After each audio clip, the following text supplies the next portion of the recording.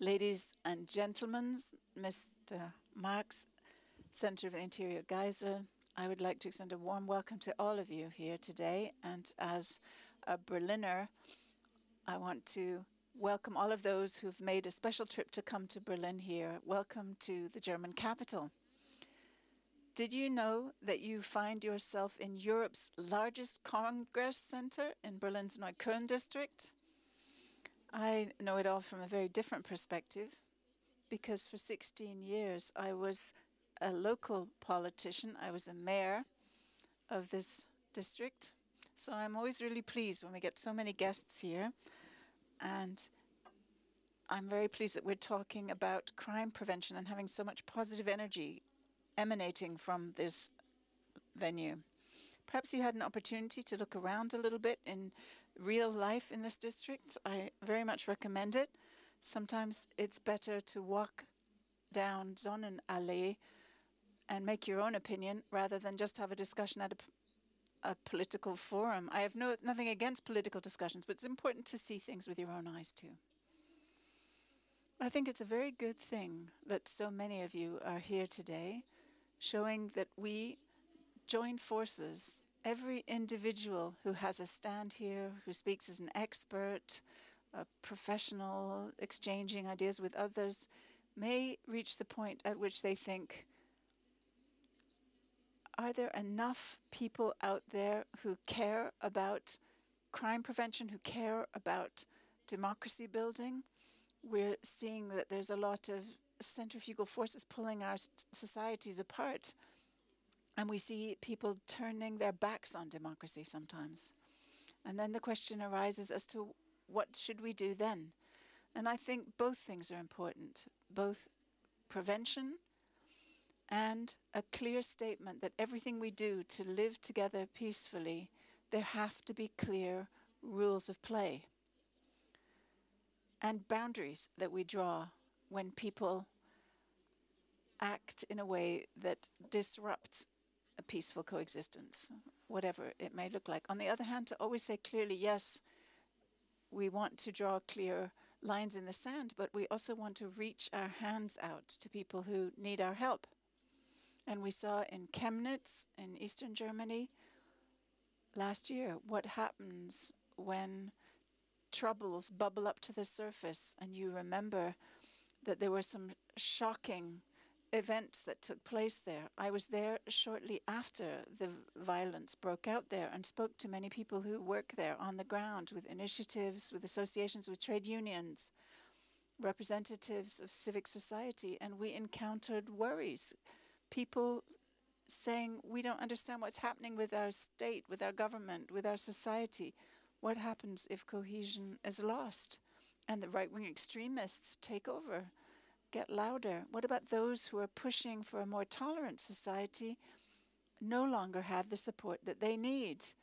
And if they don't know if they can continue to work towards this end, if people are even afraid of personal attacks, threats, because they are pushing for democracy. Last month I was in Köthen, also in eastern Germany, where a man was killed and right-wing extremists instrumentalized this. But the city responded wonderfully. They joined forces in Köthen, speaking in favor for an open democratic society.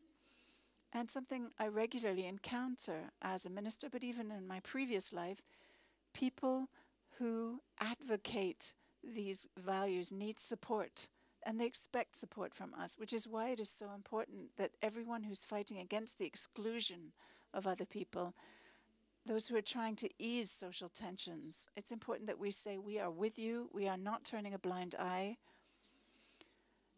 We're not just going to wait and see and hope it all works out somehow. We have to actively work towards prevention in order to intervene, to prevent difficulty early on in schools, in youth clubs, wherever else, community centers. It's important that you, who have been working as professionals in this area for years now, get a clear signal from policymakers that you are on the right path and that we are there to support you.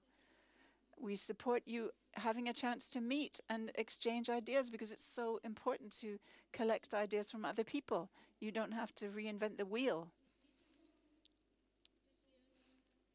And it's also important that we say in no uncertain terms that those people who are out on the street every day ensuring for law and order, the enforcement agencies, that they ensure that the state have a monopoly on force.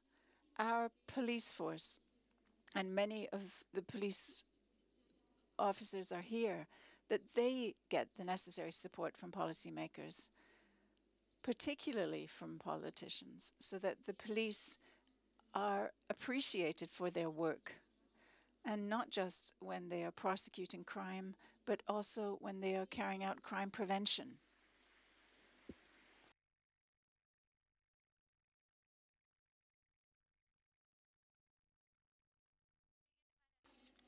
My heart warms when I see police officers doing their job and understanding their job as so much more than prosecuting criminals and catching criminals. I've met some more from my local authority days in this district who are still on their beat, still doing their work. And I have to tell you, when a police officer goes to a school and is in the courtyard and the kids come and hug the police officer, and they are seen as on the side of the children, I mean, that's really, really good. That means really, really good work on the ground by the police force.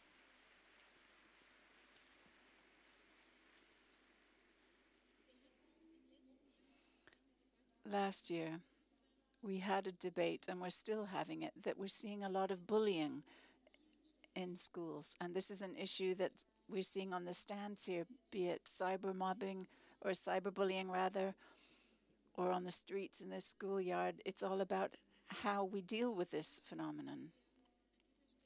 And what we're seeing is that we really need to give extra support to deal with the question of bullying and respect for one another. Last year I launched a project, and some of the people who are there, they are anti-bullying respect coaches that we're financing to foster the youth welfare organizations and social workers in schools. In over 200 schools now, we have these respect coaches in place, and we're hearing that it's a very good thing if there are people there that you can talk to, that you can turn to, where social work is done in the schools with parents, with students, and with the kids too, and where we work together with the police. I think it has to be school, social workers, police force. Everyone who works in that field must work together.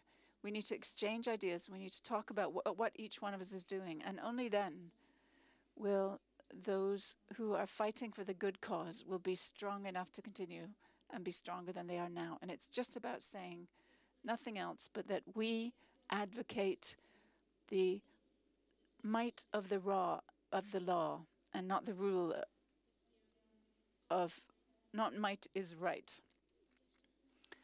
And we have additional projects as well to support democracy. And when I took on the position as minister last year, we heard that the program of Living Democracy, our campaign that we have nationally here in Germany, Living Democracy, is limited until 2019. And I said, how on earth can a program that's so important, Living Democracy, be fixed term? That's impossible. Boosting democracy isn't just a one-off. It isn't something that you've done quickly. It's not a sprint, it's a marathon. We have to be in it for the long haul, ensuring that those who are working in this program can continue their work. So one of the first decisions I made when I took on the position as minister last year was to make this Living Democracy program be a permanent one.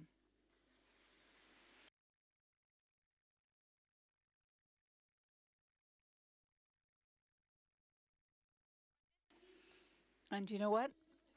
There's another thing I'd like to say. National programs are a very good thing. Permanent national programs are even better.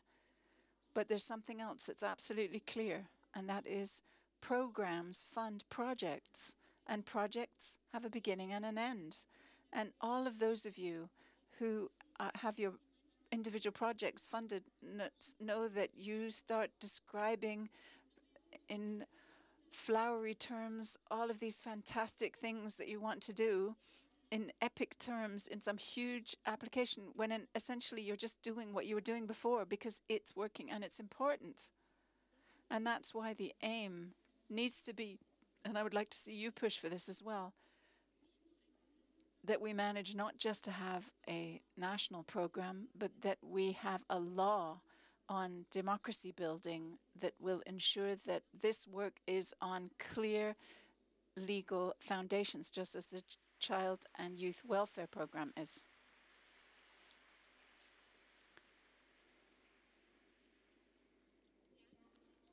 Well, you're still clapping, but let me tell you something. It's not set out in the coalition agreement of the German government, which doesn't make my work any easier. But still, sometimes life is what happens while you're making other plans. I'm sure you're familiar with that. And this is why it's still sometimes right, even if things are not set out in the German government coalition agreement, to push for something, to try to make things happen, because we live in an age in which the achievements of the past, democracy, a state governed by the rule of law, democracy based on freedom, a unified Germany, a unified Europe, things that people have laid down their lives to achieve over the years, is being tested now. People are attacking it. And in days like these, we need to remember that we have a political legacy here. Democracy in Germany must be preserved, must be defended, and we must do everything we can so that we can continue to live in a liberal democracy of this kind in Germany. And for that, we need you. And I have to say, I think it's impressive. Nearly 200 exhibitors, so many expert lectures, 3,000 participants here coming together today and tomorrow. It's just amazing what you've managed to get going. If you think about how it all started, so small, and now what professionality, what wonderful ideas you have, and how much you've put into it all, then it is really worthy of words of appreciation. So let me thank you at this point for everything you do every day of your lives from the bottom of my heart.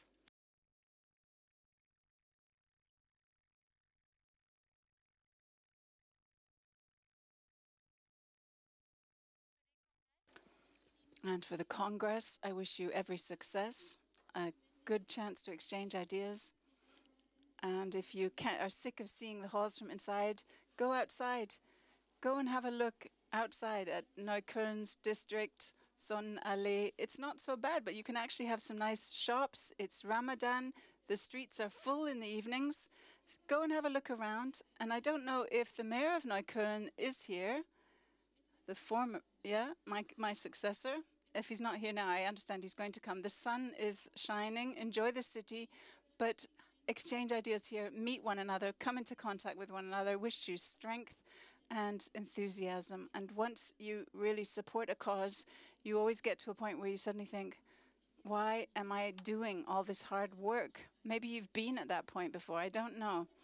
But if you've been at that point and then you come back, then remember one thing. Remember, there's a sentence to preserve your energy. Do you know that? So the sentence to preserve your energy is, no energy is lost.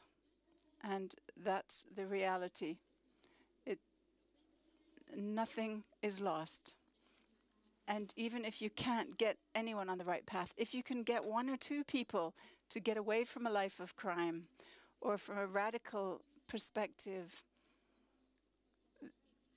to get away from hatred of others, to work together with others, then that has been worth it.